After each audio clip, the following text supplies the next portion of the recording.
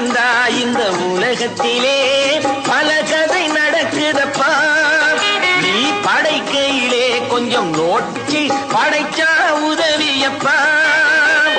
படித்தால் என்ன உழைத்தால் என்ன பணந்தான் வாழ்வின் எல்லையப்பா. ஆண்டவன் முகத்தை பார்க்கணும்